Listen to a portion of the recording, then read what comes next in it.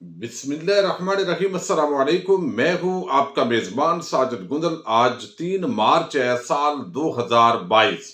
وزیر اعظم عمران خان کی حکومت کے خاتمے کے لیے اپوزیشن اتنی پر اعتماد کیوں ہے؟ کیا امریکہ اور مغربی ممالک نے مولانا زرداری کو تھپکی دی ہے؟ انٹرنیشنل اسٹیبلشمنٹ اور کپتان کے آمنے سامنے آنے کی 7 وجوہات اس ویڈیو میں آپ کے سامنے رکھوں گا۔ کپتان ہیرو بن کر ابھرے گا، شہین صاحبائی نے ایک بڑا عام تجزیہ دیا ہے، اسی سے ہم آج کی ویڈیو کا آغاز کر رہے ہیں۔ اس وقت مختلف طرح کی آراء جو ہے وہ پیش کی جا رہی ہیں۔ جتنا اپوزیشن اپنی تحریک عدم اعتماد کو 100% کامیابی یقینی گردان رہی ہے، تو یہاں پر اتحادی حکومت کے ساتھ کھڑے ہیں۔ اپنی پارٹی کے لوگ بھی بظاہر اس وقت تک وہ ساتھ کھڑے ہیں۔ ان حالات کے اندر اپوزیشن کا تحریک عدم اعتماد پیش کرنا، پھر اس کو 100% یقینی کہنا، اور مختلف لیڈرز نے جو سٹیٹمنٹس دی ہیں اس پر ہم اگلی ویڈیوز کے اندر شاید ذکر کریں گے۔ لیکن اس وقت جو صورتحال ہے اس کے اندر شہین صاحبائی صاحب نے ایک تجزیہ کیا ہے، پہلے وہ آپ کے سامنے رکھوں۔ چونکہ یہاں پر امریکنز لابیز اور جو مغربی ممالک ہیں وہ پوری طرح جو پچھلے عرصے کے اندر متحرک ہوئے، کن کن کی ملاقاتیں ہوئیں، کیا خبریں رہیں، اس پر جب ہم تفصیل کے ساتھ دیکھیں گے تو وزیر اعظم عمران خان کے موجودہ حکومت میں آنے کے بعد سے لے کر اب تک ایسی وہ کون سی 7 وجوہات ہیں جس کی وجہ سے عمران خان کو قطعاً مغربی ممالک قبول کرنے کے لیے تیار نہیں ہے اور پاکستان کے خلاف مسلسل جال بچھائے جا رہے ہیں۔ اس پر بات کرنے سے پہلے شہین صاحبائی صاحب کہتے ہیں کہ کیا بات ہے۔ پہلے تو ایک انہوں نے چند دن پہلے جو بات کی تھی، ایک سینئر صحافی ہیں شہین صاحبائی، وہ کہتے ہیں کہ زرداری کا تیر، زرداری گیلی مٹی پر کبھی پاؤں نہیں رکھتے۔ اگر یہ لوگ وزیر اعظم بنا سکتے تو زرداری مر کر بھی شہباز کا نام نہیں دیتے۔ ایک تیر سے کئی شکار، نواز باہر، مریم غائب، شہباز ناکام، مولانا حیران، سندھ اپنے پاس، کھانا پینا جاری، پنڈی خوش، وہیل چیر کو خدا حافظ، صحت واپس۔ یہ زرداری کے حوالے سے انہوں نے پہلے چند دن پہلے تبصرہ کیا۔ اب وہ کہتے ہیں کیا بات ہے، عمران خان کو اگر ابھی جھٹکے سے نکالا گیا تو وہ دنیا بھر میں ہیرو بن کر آئیں گے کہ امریکہ کی مخالفت کی وجہ سے انہیں پیٹھوں نے نکالا ہے۔ اگر وہ جیت گئے، جیسے آج محترم فخر امام نے سرگودا میں کہا ہے کہ خان 5 سال پورے کرے گا تو پھر باقی سب شام غریبہ ہی منائیں گے، یہ تو ون ہی ون ہوگا۔ یعنی دونوں صورتوں کے اندر وہ کہتے ہیں عمران خان کی موجودہ حالات کے تناظر کے اندر کامیابی ہے۔ یعنی ایک طرف عوام کو ریلیف دیا جا رہا ہے، دوسری طرف مغرب اور امریکہ کی آنکھوں میں آنکھیں ڈال کر پاکستان کی خود مختار خارجہ پالیسی جس طریقے سے وہ بنا رہے ہیں، اور جس طرح انہوں نے رشیا اور چائنا کا دورہ کیا ہے، تو یقینی طور پر اس وقت جو عوامی ماحول ہے اگر ان کو نکالا جاتا ہے تو اس کو سازش سمجھا جائے گا، اس کے پیچھے امریکی اور مغربی لابیز پر بات کی جائے گی، اور پھر اس بنا پر دونوں صورتوں کے اندر وزیر اعظم عمران خان ہیرو بن کر ابھریں گے۔ یہ بہت سارے لوگوں کی رائے ہے، لیکن شہین صاحبائی کے الفاظ میں نے آپ کے سامنے رکھے ہیں۔ اب کچھ عام ڈیولپمنٹس حالیہ دنوں کے اندر ہو رہی ہیں، لیکن آپ کو علم ہے کہ پاکستان کی شروع دن سے ہم چونکہ امریکی کیمپ کا حصہ بنے اور سوویت یونین پھر توڑنے کے اندر پاکستان کا ایک بڑا کردار تھا،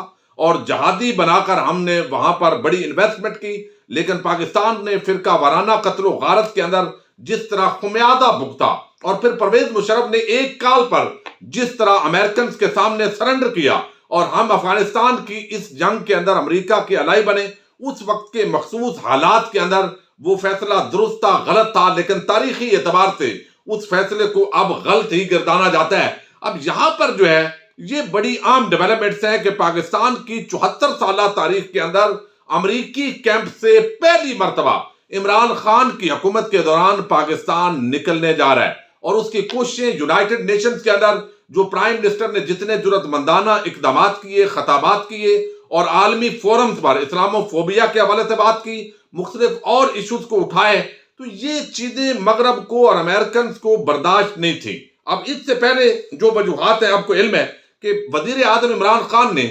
ایبسلیوٹلی ناٹ، یہ ایک واضح پالیسی بنائی ہے کہ امریکہ جو ڈو مور کے مطالبے کرتا ہے، اب پاکستان ڈو مور کا مطالبہ کرے گا، امریکہ نہیں۔ پھر اس خطے کے اندر رشیا اور چائنا کے حالیہ وزٹس کے بعد مزید پاکستان اپنی خارجہ پالیسی کے اندر ایک توازن لانے کے اندر کامیاب ہوا ہے۔ یعنی ایک طرف رشیا اور چائنا کے ساتھ اور دوسری طرف امریکہ کے ساتھ بھی اچھے تعلقات چاہتا ہے۔ یہ 74 سالہ تاریخ کے اندر وہ پہلے اقدامات ہیں، چونکہ امریکہ ہمیں اپنے اشارے پر نچواتا تھا، ہمیں استعمال کرتا تھا، اس کے بعد پھینک دیتا تھا، اور انڈیا کے لیے اس کی نوازشات تھی، اور پاکستانی اسٹیبلشمنٹ اور حکومت نے یہ سمجھا کہ اب ہمیں آزاد پالیسیز کی طرف جانا ہے، اور بجائے اس کے کہ آپس کے اندر، چونکہ جب پہلے معاملات ہوتے تھے تو حکومتوں کے ساتھ اسٹیبلشمنٹ کا ٹکراؤ ہوتا تھا، وہ انہی ایشوز پیچھے چل رہے ہوتے تھے۔ اب چونکہ وزیر اعظم کی حیثیت سے عمران خان نے یہ تمام ذمہ داریاں اپنے کندھے پر اٹھائی ہیں،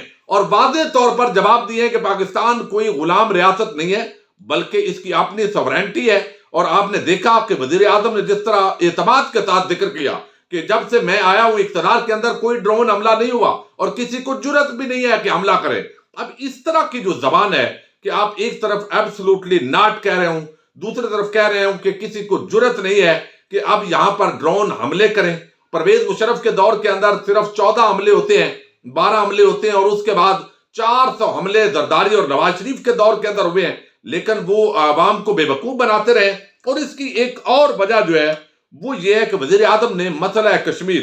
اور مسئلہ فلسطین کے تناظر کے اندر عالمی دنیا کی توجہ مبذول کروائی ہے۔ بھارت کا جو حقیقی چہرہ ہے، فاشسٹ جو نظریات ہیں، ان کو اجاگر کیا ہے، اور یہ ایک بہت بڑی کریڈیبلٹی ہے ان کی۔ اور دوسرا، جو اسلامی روایات ہیں اور اسلامو فوبیا کے خلاف انہوں نے بھرپور قسم کی مہم چلائی ہے، اور ہر جگہ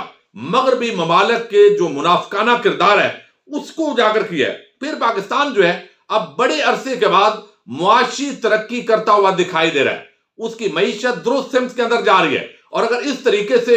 سیاسی استحکام آتا ہے تو یقینی طور پر پاکستان ایک ترقی یافتہ ممالک کی صف کے اندر شامل ہونے کی طرف ایک بڑا قدم اٹھانے کے اندر اگلے 5-7 سال کے اندر کامیاب ہو سکتا ہے۔ تو پاکستان کے اندر جو استحکام ہے، پاکستان کی معاشی مضبوطی، یہ کسی طور پر بھی امریکن اور مغربی ممالک کے لیے سود مند نہیں ہے۔ اس کے ساتھ جو ہے کچھ اور وجوہات کی بنا پر کہا جاتا ہے جو حالیہ ڈیولپمنٹس ہیں، وزیر اعظم کا روس اور چائنا کا دورہ، اور پھر روس کا اس وقت دورہ جب امریکنز نے کال کر کے رابطہ بھی کیا، اور پھر اپنا ایک آزادانہ جو موقف ہے اس سے بڑی تکلیف پہنچی ہے۔ اور اس آزادانہ موقف کی وجہ سے ہم نے دیکھا ہے ابھی 19 جو یورپی یونین سمیت مختلف جو مشنز ہیں انٹرنیشنل، ان کے سفارتکاروں نے مشترکہ ایک پریس ریلیز جاری کی، اجلاس کیا، اور انہوں نے مطالبہ کیا پاکستان سے کہ آپ روس جو ہے اس کو کنڈیم کریں، اور آپ یوکرین کی پالیسی جو دنیا کی پالیسی ہے اس وقت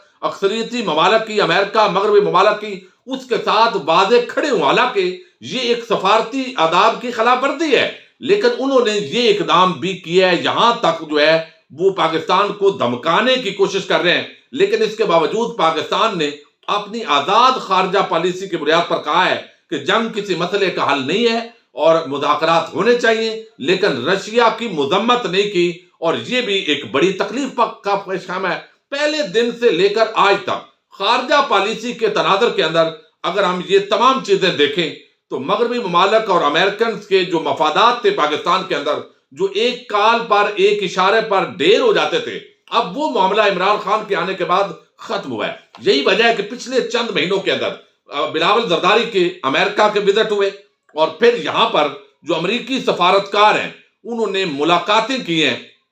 بلاول سے بھی،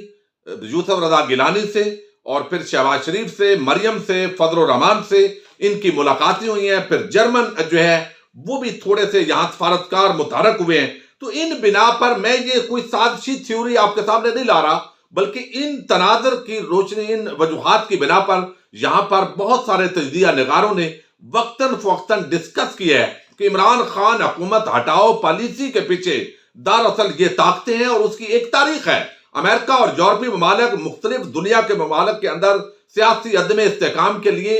اپنا کردار ادا کر چکے ہیں۔ کئی حکمران جو ہے ان کو قتل کیا گیا، کئی ایسے حکمران ہیں جن کے تختوں کو الٹا گیا۔ یہ ایک تاریخ ہے، کوئی ایسی بات نہیں کہ یہ کوئی ایک ویسے عمران خان کی حمایت میں بات کرنے کے لیے بات کی جا رہی ہے۔ تو یہ چیزیں اس وقت جو ہے وہ وجوہات ہو سکتی ہیں۔ میں آپ کو اس لیے کہہ رہا ہوں کہ اب اس تناظر کے اندر ایک تو آپ کو علم ہے، چند دن پہلے اینکر عمران خان جو ہے انہوں نے کہا کہ پاکستان کے ایک ٹی وی چینل جو ہے اس کے مالک وہ ایکٹیو ہیں، زرداری سے، شہباز شریف سے، فضل الرحمان وغیرہ سے وہ ملاقاتیں کر رہے ہیں، اور اس چینل جو ہے اس کا نام ابھی لینا مناسب نہیں ہے، آپ میں سے بہت سارے دوستوں نے کمنٹ کیا تھا اور انہیں علم ہے۔ اب دوسری طرف جو ہے وہ یہ ہے کہ یہاں پر فخر الرحمان ایک معروف تجزیہ نگار ہے اور بڑی وہ خبریں ان کی ایگزیکٹ ہوتی ہیں، بڑی معلومات ہوتی ہے۔